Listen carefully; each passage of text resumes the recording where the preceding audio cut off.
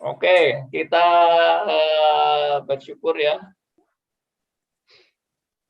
Kita sudah sampai sesi Heidelberg yang 159. Wah, ini boleh dikata sesi yang terbanyak ini. 159. Ya. Tapi baru sampai pertanyaan ke 56 ya. Sampai pertanyaan 56. Oke. Sebentar, saya atur dulu. Pagi, Pak Andi. Bu Nita.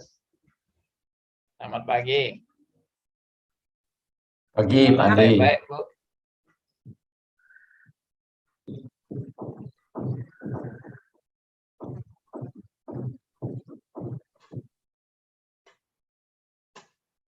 Ntar ini mengatur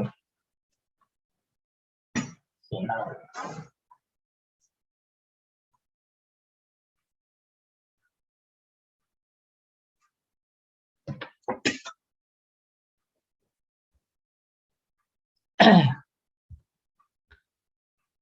Oke, saya share dulu Katekismus Heidelberg. Ya, 57 ya. Kita sudah sampai ke pertanyaan 57 tentang kebangkitan daging atau kebangkitan tubuh. Baik, ada yang mau tolong bacakan? Siapa saja, silakan, sukarelawan, sukarelawati. Saya, Mari. Pak. Silakan, Bu Nita. Penghiburan apa yang saudara peroleh dari kebangkitan daging? Jawab, bahwa sesudah hidup ini bukan hanya jiwaku akan segera diangkat kepada Kristus, kepalanya. Melainkan juga dagingku akan dibangkitkan oleh kuat kuasa Kristus, lalu dipersatukan kembali dengan jiwaku, dan akan dengan tubuh Kristus yang mulia. Ya. Kita coba baca ayatnya ya. Lukas 23 ayat 43.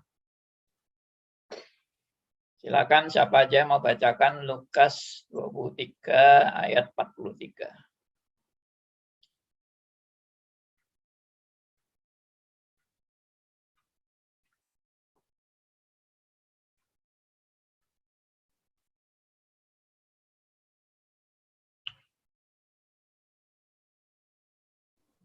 Lukas 23 ayat 43. Silakan. Lukas 23 ayat 43. Kata Yesus kepadanya, Aku berkata kepadamu, sesungguhnya hari ini juga engkau akan bersama dengan aku di dalam Firdaus. Iya. Ini kata-kata Tuhan Yesus kepada penjahat yang di samping Tuhan Yesus yang akan juga mati disalib bersama-sama dengan Kristus. Dan Tuhan Yesus menjanjikan suatu berita yang amat sangat membahagiakan bagi penjahat. Karena penjahat itu kan namanya penjahat, ya mestinya masuk neraka. Mestinya binasa penjahat itu. Tapi Tuhan kasih anugerah yang luar biasa, ya sehingga penjahat itu dapat hadiah terbesar dalam seluruh kehidupannya, yaitu akan bersama dengan Kristus di Firdaus. Oh, aduh. Siapa yang nggak senang ya? Inilah berita kebahagiaan dalam menghadapi kematian. Sesungguhnya setiap orang Kristen, anak Tuhan yang mati, yang menghadapi kematian maksud saya, yang sedang menghadapi kematian. Berita inilah yang seharusnya menjadi kebahagiaan bagi setiap orang yang sedang detik-detik menghadapi kematian. Pada hari ini juga engkau akan bersama-sama dengan aku di dalam Firdaus. Ya, ini bagi anak Tuhan loh ya. Saya enggak bilang orang Kristen, karena orang Kristen itu belum tentu anak Tuhan. Orang Kristen belum tentu Kristen beneran gitu loh. Tapi kalau anak Tuhan, ya inilah beritanya. Jadi kalau kita mau mati lalu dapat berita ini, aduh, bahagia luar biasa. Mungkin ini saya usulkan ya, kalau saudara lagi menghadapi mungkin anggota keluarga yang mau meninggal atau teman atau siapa saja dah, saudara seiman yang menghadapi detik-detik kematian, bacalah ayat ini. Saya nanti kalau mau mati juga kepingin dibacakan ayat ini. Ya, aku berkata kepadamu, sesungguhnya hari ini juga engkau akan bersama-sama dengan aku di dalam Firdaus. Ya, ini berita bahagia yang pertama. Dan yang terindah dalam seluruh hidup. Tidak ada yang lebih indah dari ini.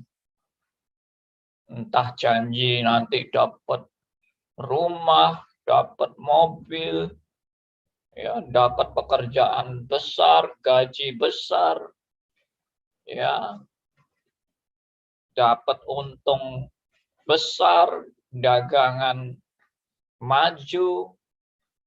Oh, ini tidak ada yang lebih besar dari ini, yaitu engkau bersama-sama dengan aku dalam Firdaus.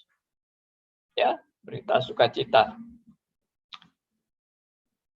Lukas 23 ayat 43. Oke, berikutnya. Ayat berikutnya. Filipi 3 ayat 21.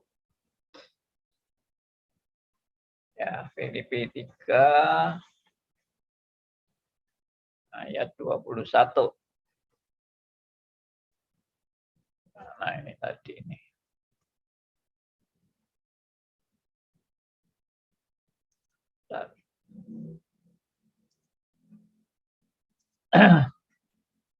Silakan, ada yang mau bacakan?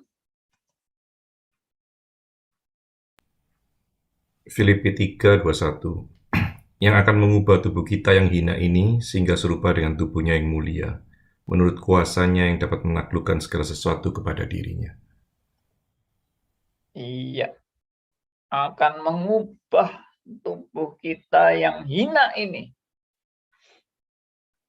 Ya, maksudnya hina itu fana ya, tubuh yang fana. Karena Rasul Paulus juga mengingatkan tubuh kita ini jangan dipakai dengan sembarangan. Karena ini bait Allah. Tubuh kita itu bait Allah. Jadi yang dimaksud hina di sini konteksnya bukan tubuh itu dibuang aja, tubuh itu tidak ada gunanya, tubuh ini boleh dipakai sembarangan ya. Yang kacau-kacau juga nggak apa-apa, enggak, bukan itu maksudnya. Tubuh yang fana, fana itu akan lenyap. Ya, jadi di lain pihak memang Paulus bilang tubuh itu bait Allah, jangan kamu menggunakan tubuhmu dengan sembarangan ya untuk berzina, ke pelacur dan sebagainya, melampiaskan hawa nafsu. Jangan, itu bait Allah itu. Nah, kalau ini konteksnya fana, hanya sementara dan akan lenyap. Sehingga ya tubuh kita yang hina ini akan diubah sehingga serupa dengan tubuhnya yang mulia. Nah, ini tubuhnya yang mulia, serupa dengan tubuhnya yang mulia, tubuh Kristus maksudnya. Menurut kuasanya yang dapat menaklukkan segala sesuatu kepada dirinya. Jadi kita pun akan mengalami kebangkitan sama seperti Kristus mengalami kebangkitan. Makanya Kristus disebut yang sulung dari semuanya. Maksudnya yang pertama kali mengalami kebangkitan dengan tubuh mulia.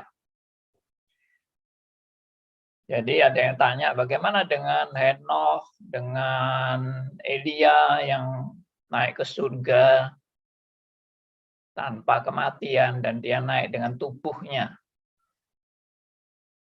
Saya dengan konsep bahwa Kristus ini adalah yang sulung, berarti tubuh Elia dan tubuhnya Henokh itu bukan tubuh mulia.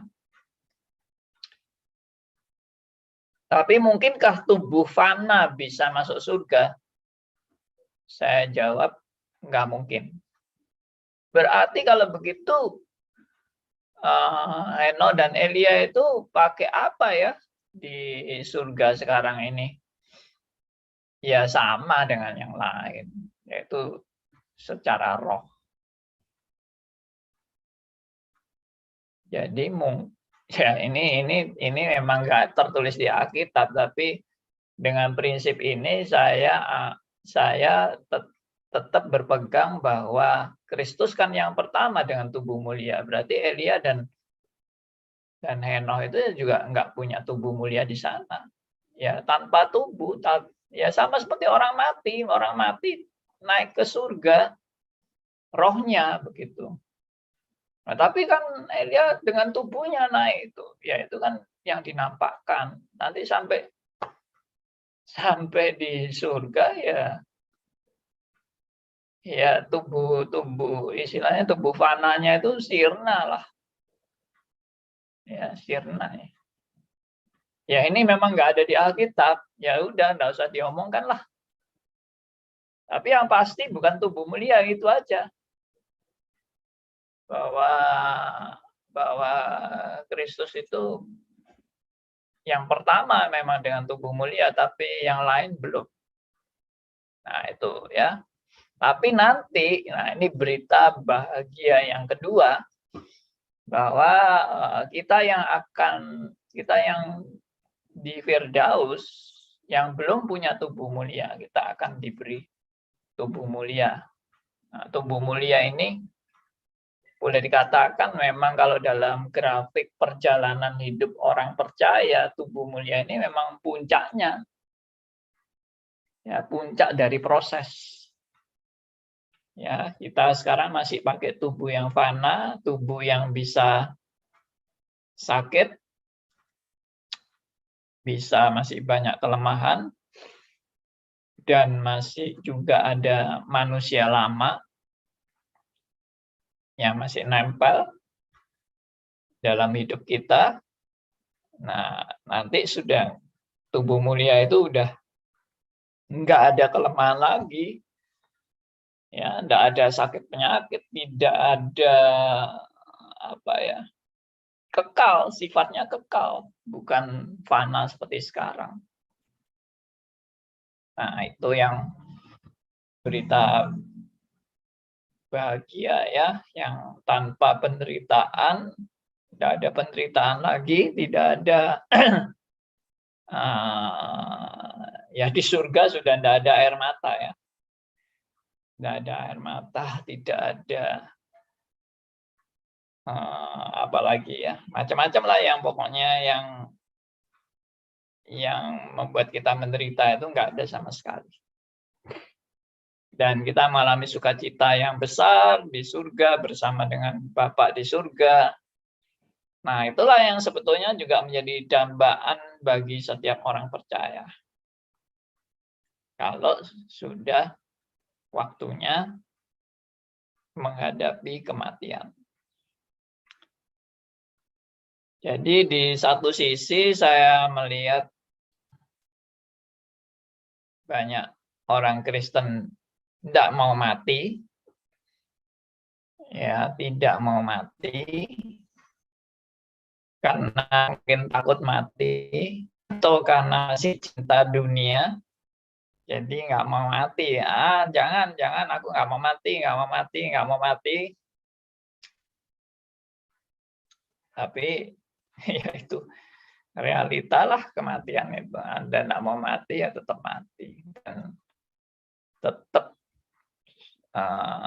kapanpun kita bisa mati. Dan ya saya percaya memang mungkin ada yang ketakutan, ada yang ya merasa serem ya, kematian itu sesuatu yang serem.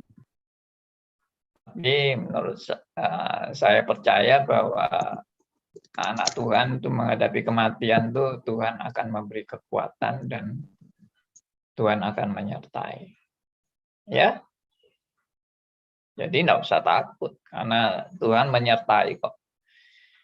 Makanya pemazmur juga selalu bilang ya, walaupun dalam lembah bayang maut, aku tidak takut sebab engkau beserta aku.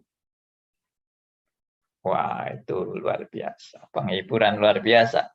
Dalam lembah bayang-bayang maut aku, atau dalam lembah kekelaman, aku tidak takut bahaya karena engkau beserta aku. Nah, itulah suatu penghiburan juga.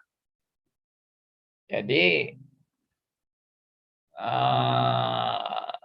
orientasi kita menghadapi kematian itu bukan fatal. Jangan menganggap kematian itu hal yang fatal. Kematian itu sesuatu yang paling buruk yang terjadi dalam kehidupan kita. Jangan, itu bukan paling buruk. Ya, seperti tadi Lukas 23 ayat 43, itu berita bahagia luar biasa. Nah, kau akan bersama-sama dengan aku di Firdaus. Hari ini juga. Ya. Lalu pada akhir zaman kita diberikan tubuh mulia. Waduh, hal yang sangat indah. Dan kita bertemu muka dengan muka dengan Allah Tritunggal. Waduh, itu sudah juga lebih luar biasa lagi. Nah, ini image ini yang harus ditanamkan. Jangan image ketakutan yang selalu ditanamkan dalam diri kita. Ya, seringkali yang terbalik ya, orang Kristen ini takut mati karena serem, mati itu menakutkan, mati itu sesuatu yang menyeramkan, mati itu sesuatu yang mengerikan, mati itu sesuatu yang pokoknya amat sangat buruk ya. Ya, kita enggak mau mati gitu. Tapi harus dirubah. Itu mitos-mitos kematian yang buruk itu harus dihapus dalam hidup orang percaya, bahwa kematian itu bukanlah hal yang buruk, tapi kematian itu sukacita.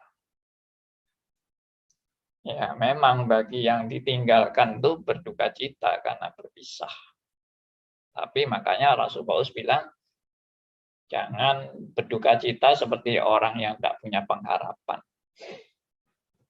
Kita berduka cita sementara boleh, tapi kemudian kita tetap jangan tenggelam dalam duka cita, tapi kita harus bangkit kembali dengan semangat menjalani hidup di dunia ini, memenuhi panggilan Tuhan sampai tugas kita selesai, dan kita akan menyusul saudara kita yang sudah berangkat duluan. Ya, itulah namanya musafir. Ya, saya juga senang dengan istilah musafir.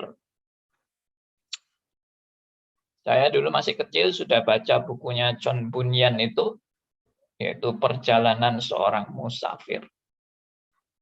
Saudara yang belum pernah baca dong. Ya, itu buku yang boleh dikatakan buku yang besar itu, buku besar karena hampir dibaca orang seluruh dunia. Perjalanan Seorang Musafir. Ya, kita ini musafir. Musafir itu ya yang orang yang sedang dalam perjalanan itu musafir. Dan kita nanti suatu saat akan tiba di tempat tujuan akhir dari perjalanan. Ya, jangan lupa, saudara saya dan saya, jangan lupa bahwa hidup itu adalah suatu perjalanan. Ya, dan kita akan mencapai akhir dari perjalanan itu, dan itulah puncak kebahagiaan.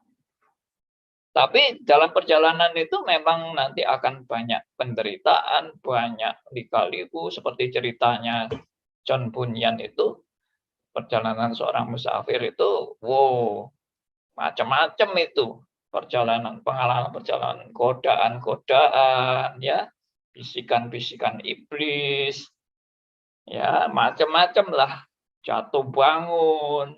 Oh, itu bagus sekali itu buku itu. Ya, dibaca mungkin bisa ratusan juta orang membaca buku itu. John Bunyan. Anda bisa download gratis juga di internet.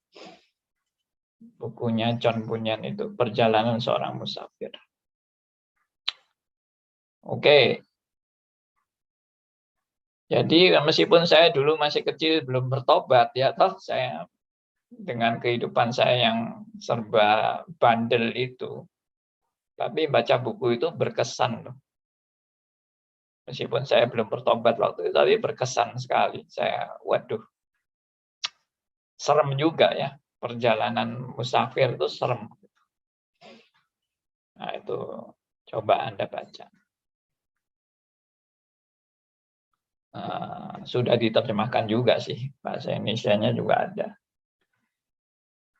Oke, jadi kembali lagi, bagaimana kita menjalani perjalanan hidup ini? Ya, banyak penderitaan, tapi juga penuh dengan sukacita. Karena apa? Perjalanan hidup kita ini perjalanan yang penuh dengan anugerah.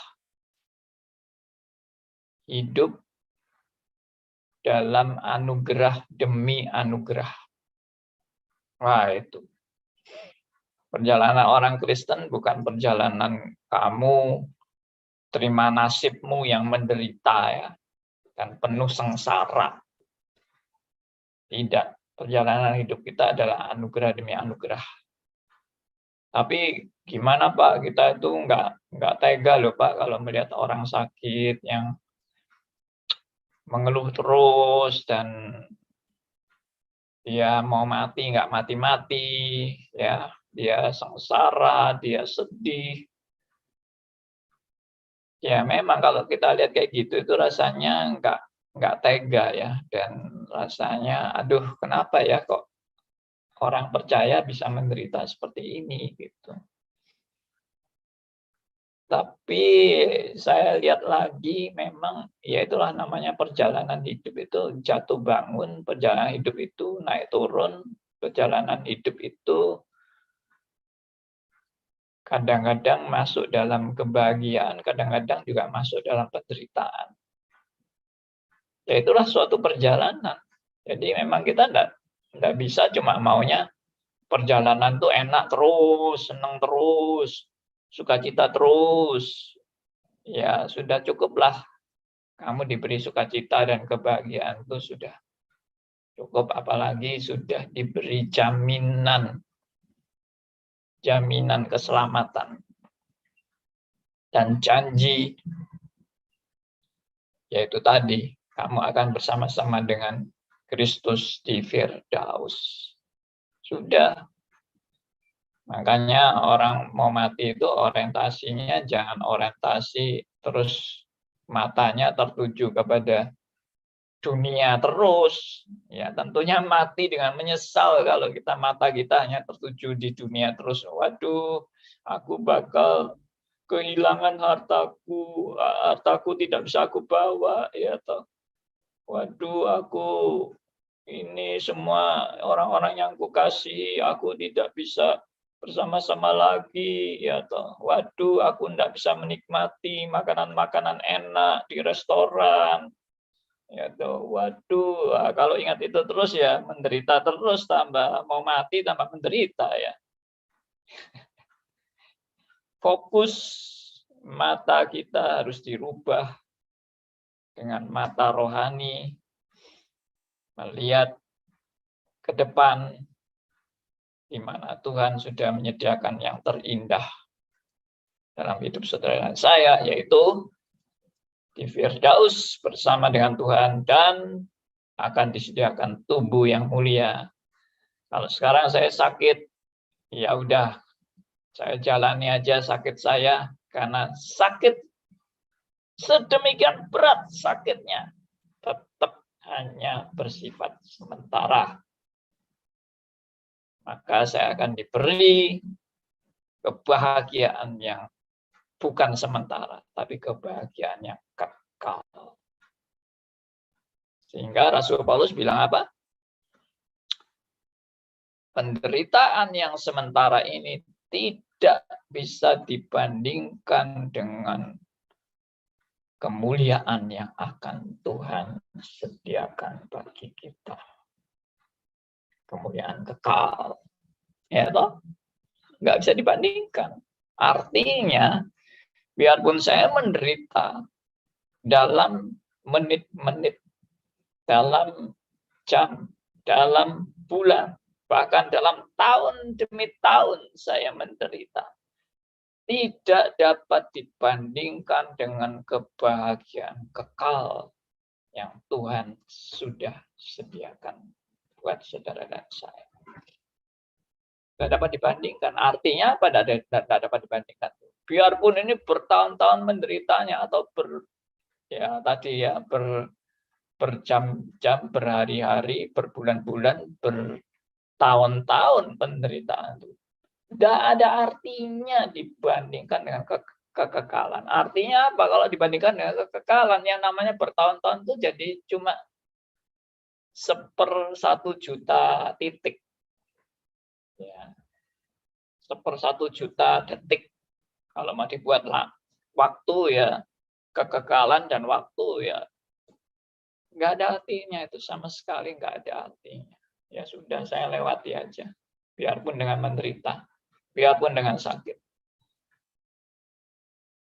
Mungkin gambaran itu juga bukan mungkin ya, juga digambarkan oleh Rasul Paulus bahwa penderitaan kita ini seperti perempuan yang bersalin, yang melahirkan.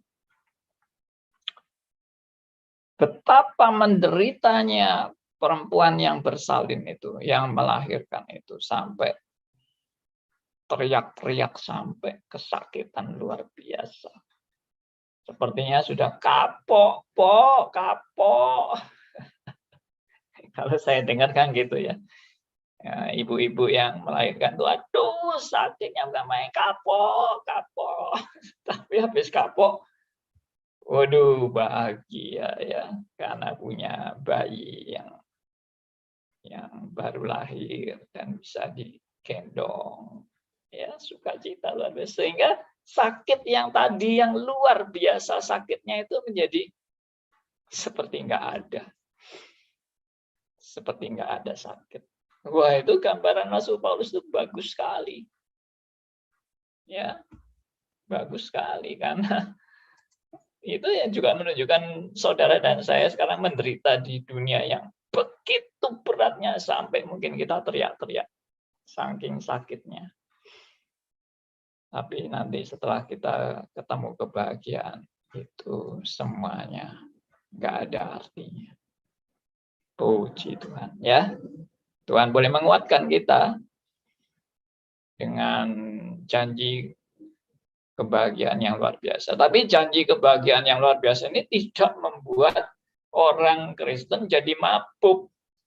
Ya, maksudnya mabuk dengan janji ini sehingga lupa tugas di dunia. Nah, itu juga nggak boleh. Nggak boleh. Itu jangan kita jadi orang Kristen yang mabuk. Mabuk dengan janji kebahagiaan yang luar biasa, membuat kita lupa tugas dan tanggung jawab di dunia ini selama kita lagi hidup.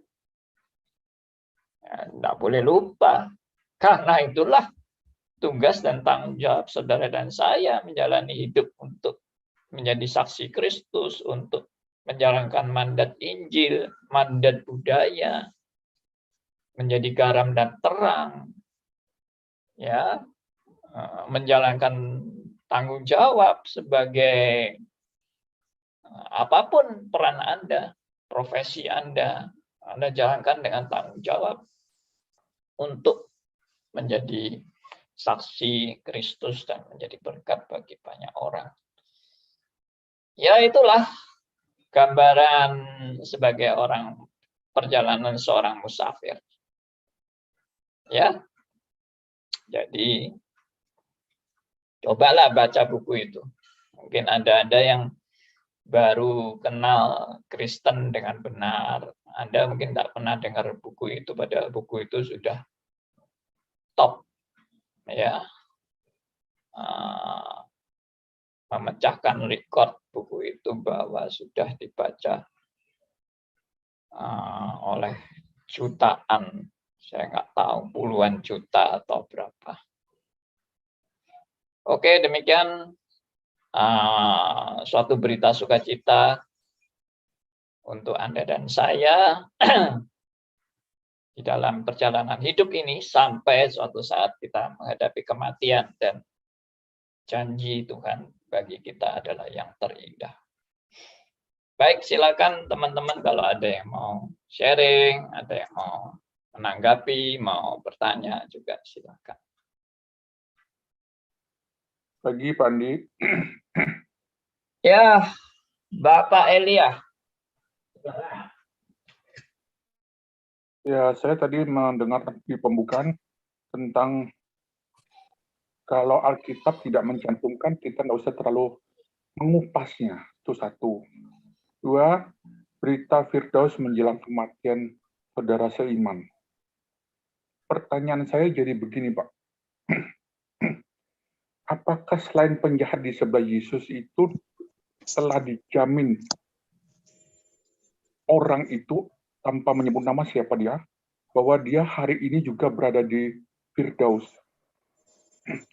Lalu kalau Alkitab tidak mencantumkan nama-nama pribadi atau tokoh siapapun dia, bahwa dia berada di surga, bolehkah kita mendiskusikannya bahwa dia hari ini sudah di surga? Karena begini, Pak, dalam perbincangan bertumbuh dalam anugerah terjadi diskusi tentang bunuh diri. Lalu pembina sangat piawi memberikan satu wacana. Kalau bunuh diri yang seperti Simpson dalam karya terakhirnya bertugas di dunia, apakah kita boleh mencantumkan, boleh menyebut Simpson berada di surga, padahal nama Simpson tidak disebutkan dia ada di surga. Ini saya tanyakan untuk berkaitan dengan saudara seiman menjelang kematian. Kita bacakan, bahkan menjelang kematian Pak Andi pun Pak minta dibacakan ini. Wah, serem, Pak. Kapan Anda mati, Pak? Intermezzo saja. Thank you. Nggak tahu kapan matinya. Oke, bagus. Jadi apakah kita tahu orang ini bakal, istilahnya kan gini, apa kita tahu orang ini bakal pasti masuk surga atau tidak? Ya enggak tahu sih, nggak ada yang tahu. Cuma kita itu kan manusia memang terbatas ya. Manusia terbatas dalam pengetahuan tadi. Tapi yang istilahnya dibukakan bagi kita saat ini adalah dia adalah orang yang kita akui sebagai saudara seiman gitu kan. Kan kita nggak bisa curiga sama semua orang. Misalnya sekarang saya juga curiga sama Elia, jangan-jangan Elia ini kalau mati masuk neraka ya. Atau misalnya siapa gitu kan. Saya nggak bisa membuat presupposisi ya, memang saya nggak tahu. Tapi karena kita ini sudah bergaul dan kita sudah sama-sama bergumul bersama, menyaksikan kebenaran firman, ya, berdiskusi, dan ya sudah, saya anggap Elia ini ya saudara seiman dong. Masa saya masih curiga sama Pak Elia? Jangan-jangan Anda ini serigala berbulu domba ya. Ya jangan gitulah, nanti kita curiga sama semua orang kan. Masa gitu, kita jadi orang paranoid nanti. Ya, oke. Jadi menurut saya nggak salah kalau kita ini mendoakan teman kita atau saudara kita yang kita tahu dia betul-betul bergumul dalam imannya. Kita doakan waktu dia mau dipanggil Tuhan pulang untuk dikuatkan imannya. Seandainya dia itu belum beriman misalnya. Meskipun dia belum beriman, saya tetap harus punya kewajiban untuk memberitakan kebenaran kepada dia saat-saat detik menghadapi kematian. Dan siapa tahu pada detik-detik menghadapi kematian itu dia ambil keputusan, ya saya mau percaya pada janji Tuhan. Nah, sama seperti penjahat di samping Tuhan Yesus. Makanya saya tadi kan, tadi ayat yang kita baca itu kan Lukas 23 ayat 43 itu janji Tuhan Yesus kepada orang jahat, bukan kepada orang baik. Janji Tuhan Yesus kepada penjahat, bukan kepada orang yang saleh. Lah, itu yang luar biasa. Itu yang menjawab pertanyaan Pak Elia tadi. Bolehkah kita ya menyampaikan itu atau beriman bahwa dia nanti masuk surga? Ya memang itu bukan wewenang kita, tapi kewajiban kita adalah memberitakan kebenaran kepada dia, memberitakan berita sukacita. Kalau kamu mau percaya, inilah janji Tuhan bagi kamu. Nah, jadi bukan berarti kita nggak boleh lalu setelah dia mati, ya tentunya kita berharap dia ya mati dalam Tuhan dong. Tapi kalau memastikan ya kita tidak bisa memastikan. Kita kalau berharap sih boleh aja berharap. Karena memang tidak ada yang pasti. Cuma kalau sudah seperti kita sekarang ini bergaul dan kita sharing firman Tuhan bersama, ya memang condongnya saya ya percayalah bahwa Elia kalau mati ya masuk surga gitu loh. Masa saya Puji Tuhan. Iya dong. Masa saya masih bilang Elia, siapa tahu lu kalau mati masih masuk neraka. Ya memang bisa juga, tapi ya itu nggak perlu lah. Karena ya itu kan pergumulan Anda bersama dengan Tuhan. Ya itu kalau dari saya. Nggak tahu ini sudah menjawab atau belum ini. Ya, jadi nggak apa-apa, kita tetap Sudah Pak, kalau untuk yang doakan, kita bacakan gitu. Gimana Pak Ilya? sudah menjawab Oh, untuk iya. kita ini. Tapi kalau untuk katakanlah Simpson itu ada di sana atau di mana Pak? Saya percaya Simpson masuk surga. Karena apa? Bukan karena kenakalan Simpson yang suka main perempuan. Dan bukan karena dia bunuh diri, dia masuk, bukan. Tapi karena dia anak Allah. Dan Alkitab mencatat itu Simpson sebagai apa itu? Apa ya? Dia namanya apa ya? Hakim ya. Hakim-hakim kan dia. Di zaman hakim-hakim. Betul, hakim, Pak. Iya. Hakim-hakim. Nah, itu. Jadi Simpson termasuk orang pilihan Tuhan dan Tuhan merestui Simpson meskipun nakalnya luar biasa. Tuhan merestui. Dan Tuhan juga menyertai Simpson dalam kematiannya. Apa ini? Sekali lagi ya seperti yang kita sudah diskusikan dalam grup itu bahwa emangnya Salomo itu nggak kalah jahat dengan Simpson yang punya istri 1000. Kalau Simpson itu istrinya nggak sampai 1000, saya rasa istri Simpson itu ya toh. Cewek-ceweknya itu nggak sampai 1000 gitu kan. Salomo lebih hebat itu. Sampai 1000 itu bayangkan. Sedangkan Salomo itu juga anak Tuhan yang dikasih Tuhan gitu. Saya sekali lagi ya, saya tidak katakan ini untuk orang mencontoh hidup yang nggak bermoral ya.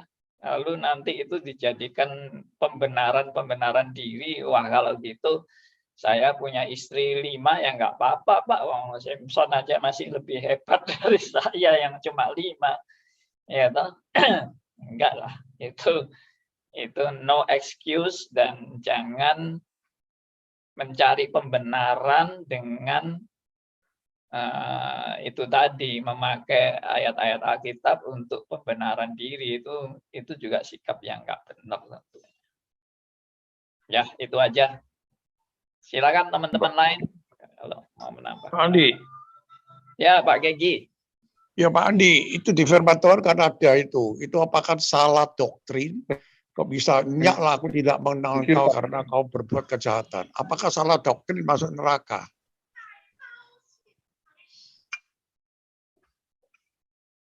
Salah doktrin. Bukan.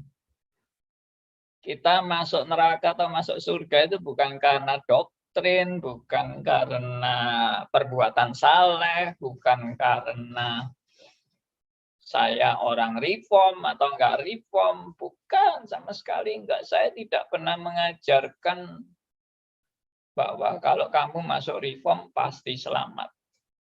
Atau kamu kalau Arminian pasti binasa. Enggak pernah saya ajarkan gitu. Cuma yang menjamin keselamatan kita itu adalah karya Kristus yang sudah mati buat kita. Dan Tuhan sendiri yang menetapkan pilihannya, memberikan kita anugerahnya, anugerah hidup yang kekal. Dan tentunya Tuhan yang memilih kita tidak membiarkan kita, tapi mendidik kita, menghajar kita, dan memproses hidup kita dalam jatuh bangunnya kita untuk berjalan dalam didikan dan hajaran Tuhan untuk kemuliaan bagi Tuhan. Yaitu yang menyelamatkan kita. Yang menyelamatkan kita itu bukan perbuatan, bukan prestasi, bukan kesalehan, bukan apa, semua karena only by grace, hanya karena anugerahnya. Tapi dia kan sudah ngomong sama Tuhan, Tuhan aku kan sudah melayani, aku mengusir setan atas namamu. Iya. Berarti kan karena melayani masuk surga. Bukan karena kebaikannya masuk surga. Dan Tuhan bilang, aku nggak kenal kamu. Siapa kamu? Artinya, ya kamu nggak pernah jadi anak Tuhan. Yesus lain yang dia sembah mungkin. Oh ya pastilah. Oh, memangnya nggak pernah berkomunikasi dengan Tuhan. Ya pasti Yesus yang lain. Ya. Jadi itu bukan anak Tuhan lalu nyeleweng, lalu binasa. Enggak pernah jadi anak Tuhan. Makanya Tuhan kan bilang, aku nggak kenal kamu. Kalau dia pernah jadi anak Tuhan, ya dulu kamu baik-baik, saya mengasihi kamu. Sekarang kamu sudah murtad, saya buang kamu. Nah, itu berarti kan dia pernah jadi anak Tuhan kalau begitu. Enggak pernah. Tuhan bilang, aku nggak kenal kamu. Nggak kenal itu ya berarti nggak pernah berelasi. Dengan Tuhan nggak pernah berelasi. Jadi relasinya dengan siapa dia? Ya Tuhan yang lain itu memang. Betul. Oke? Pak Adi, saya nanya juga, Pak. Silakan Bapak Theodor. Pak, berarti Bapak secara tidak langsung mau bilang tidak semua musafir akan bertemu muka dengan Allah gitu, Pak. Mengingat ada pemilihan Allah. Nah, Ataukah kalau dia sudah jadi musafir? Gini. Silakan, Pak, ya. Jadi istilah musafir itu saya khususkan dan tentunya John Bunyan juga masukkan, seorang musafir itu adalah orang yang sudah bertobat, sudah bertemu dengan Kristus. Karena waktu dia cerita musafir itu, dalam perjalanannya memang disebutkan perjalanan sebelum dia ketemu salib. Tapi terus kemudian dalam perjalanan hidupnya dia ketemu salib, dia bertekuk lutut di hadapan salib, berarti dia sudah jadi anak Tuhan dan meneruskan perjalanan seorang musafir itu. Gitu. Jadi memang itu khusus bagi orang yang sudah jadi anak Tuhan dan pasti dia sampai pada titik terakhir yang membawa dia kepada keselamatan yang sejati, karena dikatakan dalam perjalanan dia itu ya memang banyak setan-setan yang mau menjatuhkan dia, tapi tetap pemeliharaan Tuhan yang luar biasa dalam hidupnya. Pak Theodor sudah baca Perjalanan Seorang Musafir? Baru setengah buku, Pak, belum sampai selesai. Oh ya. Itu sebetulnya cerita itu untuk anak kecil sama orang tua bisa berbicara kepada semua level lah buku itu. Oke, ada teman lain?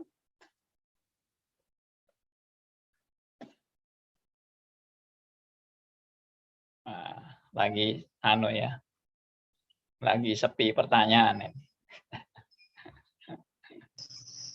Pak Mau Andi, sharing juga boleh, enggak harus tanya. Mau sharing juga boleh. Pak Andi, Ya, Pak Genggi. saya jujur, saya taunya Yesus yang lain, ayatnya saya catat, itu dari Pak Andi. Saya belajar lama itu nggak pernah kalau ada Yesus yang lain. Taunya Gitu itu ya? dari Pak Andi, iya.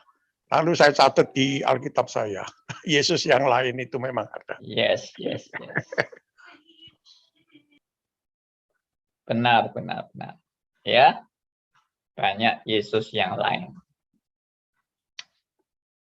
Saya sendiri waktu pertama kali baca ayat itu kaget juga saya. Wah, berarti ini banyak penyembah Yesus yang lain ya. Jangan-jangan saya pun menyembah Yesus yang lain.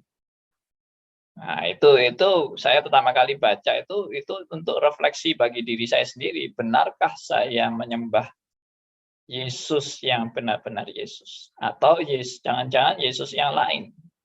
Dan yang saya beritakan juga Yesus yang lain. Waduh, jangan sampai gitu. Ya kan, ngeri kan? Jadi saya percaya teologi sukses itu memberitakan Yesus yang lain. Karena janjinya kan kalau kamu percaya kepada Yesus, kamu pasti kaya raya. Kamu pasti sukses, kamu pasti sehat. Loh, itu Yesus yang mana yang kamu perkenalkan dengan janji-janji seperti itu? Itu bukan Yesus itu. Itu yang tadi saya bilang, justru perjalanan seorang musafir itu menunjukkan betapa banyak penderitaan orang ikut Kristus. Bukan orang ikut Kristus itu senang-senang terus, enak-enak terus, sehat-sehat, tidak pernah sakit. Emangnya mau apa kamu di dunia menikmati seperti itu? Ya, Tuhan justru mendidik kita dalam penderitaan demi penderitaan itu supaya justru itu membuat kita naik kelas. Justru membuat kita makin merenungkan arti dan nilai hidup bersama dengan Tuhan. Melalui didikan dan ajaran Tuhan. Jangan buat teori-teori baru, misalnya, kalau Anda setia, Tuhan tidak akan menghajar Anda. Kalau Anda jadi anak Tuhan baik-baik, Tuhan tidak akan pernah memberikan Anda penderitaan. Tapi hidup Anda akan penuh dengan kebahagiaan, kesuksesan, kekayaan, kesehatan. Omong kosong itu semua. Itu berita palsu yang tidak ada di Alkitab. Ya maaf saya kalau agak keras. Tapi ini kebenaran. Yang saya beritakan kebenaran. Oke? Sudah jam 10 kurang 2 menit.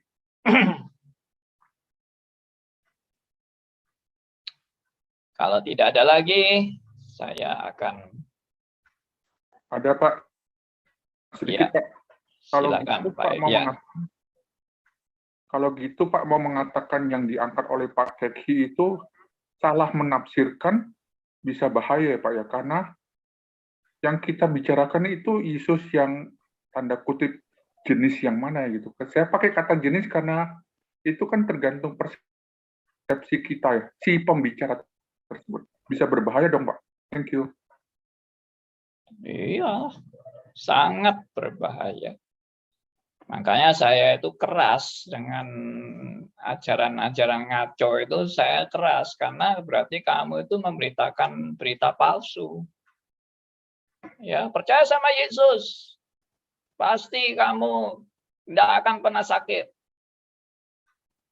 Emangnya ada di Alkitab yang menunjukkan janji bahwa percaya kepada Yesus tidak pernah sakit. Rasul Paulus saja banyak kena kelemahan tubuhnya kan, gitu. Lalu banyak juga mengalami penderitaan Rasul Paulus, bahkan sampai akhirnya ditangkap, ya mengalami siksaan, sampai akhirnya mati dipenggal. Nah itu gimana berita nasib Rasul Paulus itu dengan teologi suksesnya itu? Oh, kalau begitu kesimpulannya Rasul Paulus itu banyak dosanya itu. Ya. Dia itu sudah nyeleweng sama Tuhan tuh, makanya dia sampai ditangkap dan tidak dilepaskan lagi itu. Dia sudah murtad dari Tuhan itu Rasul Paulus itu. Itu tambah berita gila lagi kan. Berarti teologi hermeneutik itu sangat rentan akan kesesatan, bukan kesesatan, salah menafsirkan itu berbahaya gitu maksud saya. Ilmu hermeneutik. Iya benar. Makanya mesti belajar dan jangan sok benar terus. Ya, saya merasa teologi saya yang paling benar. Saya pun sering dikata-katai orang gitu, Pak Andi jangan reform tuh merasa paling benar. Justru orang nggak ngerti itu ngomong kayak gitu, dia nggak ngerti reform. Reform tuh selalu diajar untuk memeriksa diri, untuk back to the Bible.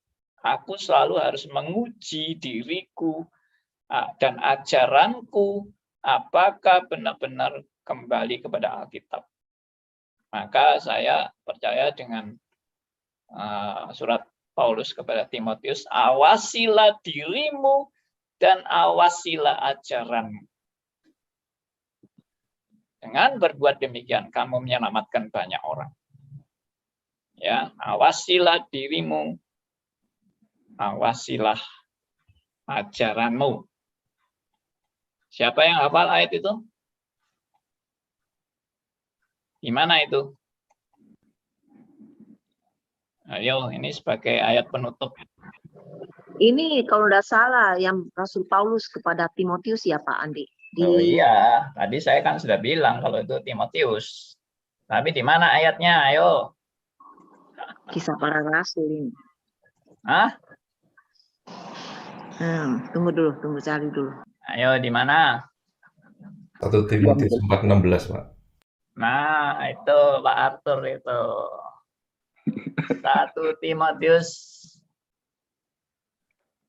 4 ayat 16 ya. yes.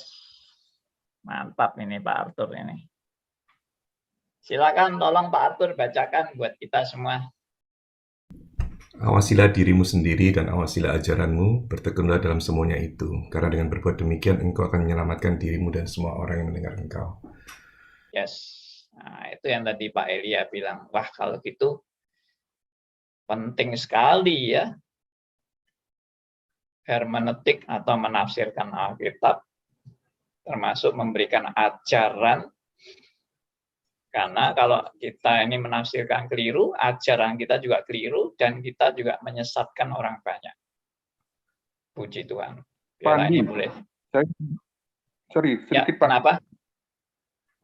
Tentang ilmu menafsir ini ada di perbincangan di grup kita, mengatakan janganlah manusia hidup berkanjang dalam dosa. Lalu saya berpikir apakah Salomo itu dia berkanjang dalam dosa bahkan sampai akhir hidupnya dalam mencantumkan pengkhotbah dan apa nggak salah ya. Saya lagi jadi Oke. Jadi itu adalah topik baru ya yang diangkat oleh Pak Elia, itu tidak mungkin kita bisa selesaikan sekarang. Saya jadi berpikir apa? Berpikir apa Pak?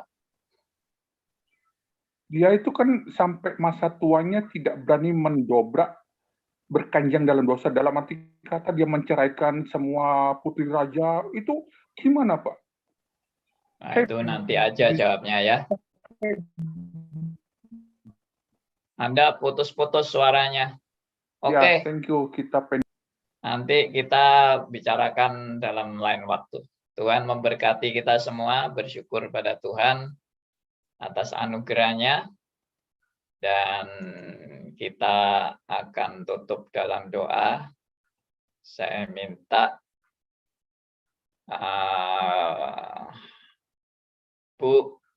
Ibu yang paling jauh ini, Bulani Toha. Bisa pimpin doa, Bulani? Bulani. Wah, lagi batuk nih. Tapi, iya Pak, soalnya dingin nih, bindeng. Iya. Silakan dingin. Bu, kalau bisa berdoa buat kita. Ya, yuk kita berdoa. Ya Bapa kami yang ada di surga, Tuhan Yesus Kristus, terima kasih ya Tuhan, sampai hari ini kami masih belajar firman Tuhan untuk selama-lamanya ya Tuhan. Ini karena anugerah yang besar. Ya Tuhan Yesus, tolong ya Tuhan, untuk seterusnya kami bertumbuh di dalam firman-Mu ya Tuhan, yang menegur kami, yang mengoreksi kami, yang membimbing kami ya Tuhan ke jalan kebenaran yang dari Engkau ya Tuhan. Pimpinlah semuanya kami ya Tuhan, yang dipimpin oleh Pak Andi, Pendeta Andi Halim ya Tuhan, yang mengajar kami, yang mengajar kami, yang mengawasi kami ya Tuhan. Terima kasih semuanya, untuk teman-teman kami juga yang saling membagi di dalam kasih Kristus ya Tuhan. Tuhan Yesus, Ampunilah ya Tuhan segala dosa-dosa kami yang begitu banyak ya Tuhan, yang kami telah lalui, yang kami tidak mengerti ya Tuhan. Tolong juga ya Tuhan untuk teman kami, saudara kami maupun kami ya Tuhan, untuk mengoreksi diri kami masing-masing ya Tuhan, untuk sejalan dengan pengajaran-Mu ya Tuhan. Terima kasih ya Tuhan, berkatilah kami untuk selanjutnya di dalam pengajaran ini ya Tuhan. Hanya di dalam nama Yesus Kristus, Allah kami yang hidup, kami berdoa. Amin. Amin. Oke, sampai ketemu lagi nanti malam. Tuhan berkati. Iya Pak. Terima kasih Pak Andi. Terima kasih Pak Andi. Terima kasih Pak Yoga, Terima kasih, Pak Andi. Pak Sugianto, Makasih Pak Terima Andi. kasih Pak semuanya. Jonathan, Bu Deviana, Ya, makasih Willy, Pak. Pak Kegi, Bu Tripi, Bu Pak Andi. Bu Kwili, Pak Andi, Elia, ya, Pak Sugianto,